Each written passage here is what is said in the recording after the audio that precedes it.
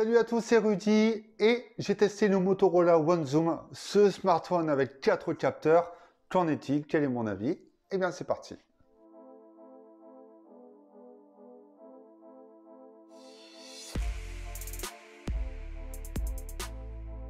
Motorola a lancé sa nouvelle gamme, les One Zoom, les One Vision, les One Macro, etc.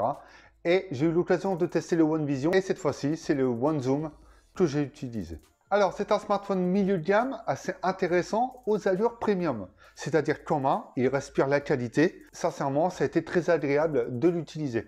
Par contre, il est très glissant. J'ai bien aimé ce petit reflet de couleur et surtout cet aspect brossé sur le métal. Ça me rappelle certains smartphones de chez HTC il y a quelques années qui étaient très jolis visuellement.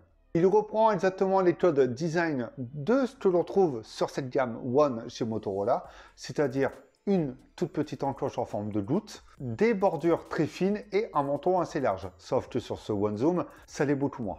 Ces bordures semblent épaisses visuellement suite à cette trappe arrondie sur les bords qui élargissent celle-ci. Mais sincèrement, c'est juste pour chipoter.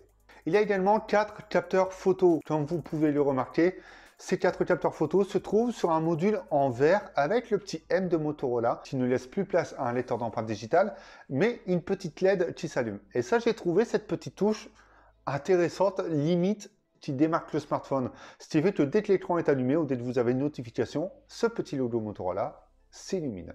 Un poil dommage, avant l'index se positionnait directement sur ce M, ça l'est toujours, mais ce module se fait ressentir. Il dépasse un peu, mais en main, l'index vient se positionner soit sur le rebord, soit sur la partie envers. Il est également un peu lourd, il pèse 190 grammes, ça va encore, on a l'habitude, il y a certains smartphones qui feront exactement ce poids, voire même plus lourd, on s'y fait. Cet écran n'est pas en 21/9 comme le One Vision, mais en 19/9. Il est de 6,3 pouces. C'est un écran Full HD+ OLED avec un ratio de 85%. Donc cet écran est top. Niveau contraste, luminosité, etc. Un écran OLED sur cette gamme de prix, sur ce type de produit, ne peut être qu'excellent. Juste, oui, la luminosité est vraiment très bonne, mais un poil en dessous de certains smartphones sur la même position tarifaire. Il y a plusieurs modes d'affichage, donc lorsque c'est saturé, ça tire vers les tons froids. Lorsque c'est naturel ou contrasté, ça tire sur les tons chauds. Il y a juste un petit truc qu'imaginer, c'est que l'écran n'est pas en vert. On sent que c'est un écran un peu plastifié sur le dessus. On ressent ce manque de premium que l'on a avec la trappe arrière. Sinon, on a un lecteur d'empreintes digitales sous l'écran. Forcément, on a un écran LED. Maintenant, ça devient limite une obligation de le faire. Et ce lecteur d'empreintes digitales fonctionne plutôt bien. J'ai parfois eu un peu de mal à l'atteindre. Mais ça, c'est juste un souci d'ergonomie, c'est propre à chacun. Mais sincèrement, en tant que lecture et de réponse, ça fonctionne bien. Et la reconnaissance faciale 2D fonctionne très bien également de jour, en basse luminosité, comme une reconnaissance faciale 2D. Ça, un peu de mal. Logique. Pour la surcouche, ça ressemble à 2 gouttes d'eau à Android pur. Sauf que cette fois-ci, ce n'est pas Android One, c'est une version Android pure avec des ajouts de Motorola. Alors c'est fluide, réactif, etc. Il n'y a rien à dire au quotidien, ça tourne très bien. En plus de ça, on a un choix de personnalisation assez cool, c'est qu'on peut choisir la forme des icônes. Ce qui peut être intéressant pour ceux qui souhaitent des rondes, des carrés, etc. Voilà.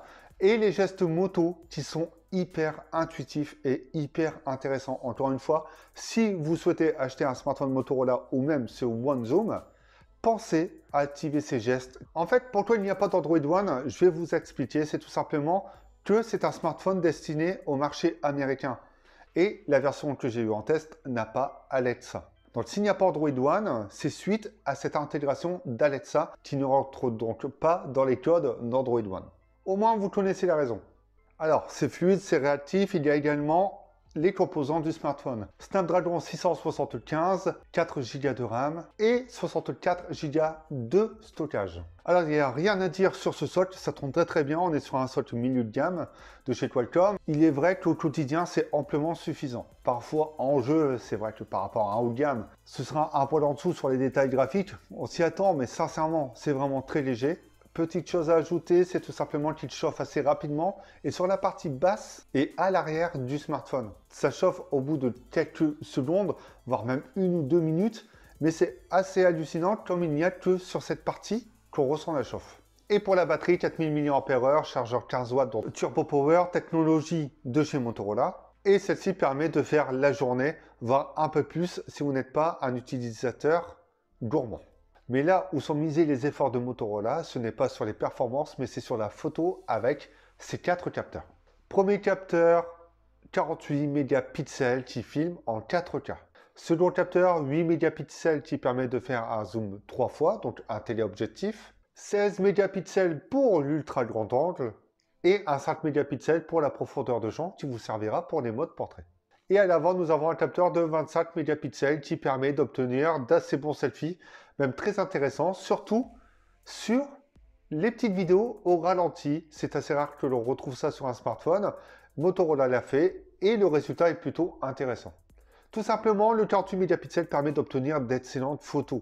Pour le prix, je m'y attendais pas. Motorola permet d'avoir des photos avec une bonne ambiance de scène, une assez bonne balance des blancs, un bon rendu couleur. En bref, c'est ce que l'on attend de ce smartphone. Pour ce capteur de 48 mégapixels, il s'agit en fait d'un capteur de 12 quad pixels.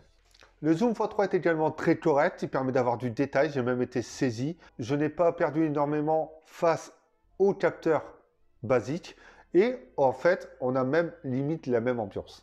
Il y a un zoom x10 hybride qui permet d'obtenir donc un plus grand zoom numérique et en termes de détail, il va en chercher quand même. Celui qui n'a aucune cohérence sur l'ambiance de scène, sur le détail, etc., c'est l'ultra grand angle. Forcément, vous perdez. Quand vous utilisez ce capteur sur n'importe quel smartphone, vous perdez en détail et en ambiance de scène.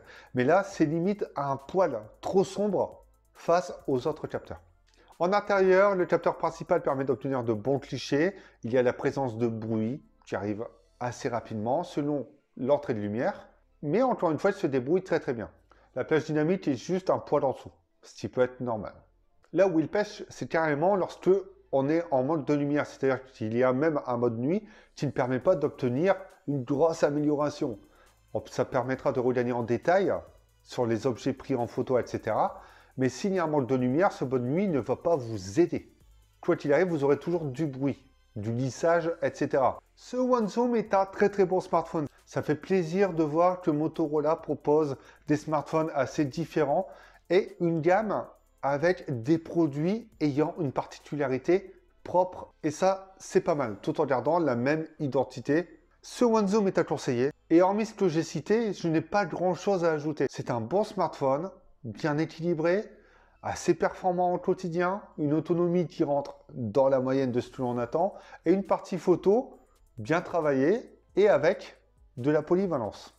Vous souhaitez d'autres renseignements, vous souhaitez donner votre avis, eh bien faites-le dans les commentaires. Lâchez un gros like, partagez la vidéo et surtout abonnez-vous, ça me fera plaisir. On cherche à agrandir la famille, donc c'est le moment. Suivez-moi sur les réseaux sociaux et découvrez tous les autres tests sur la chaîne, mais également sur avimobile.fr. Et on se retrouve bientôt pour d'autres vidéos et pourquoi pas un smartphone avec 50 capteurs photo. Soyons fous!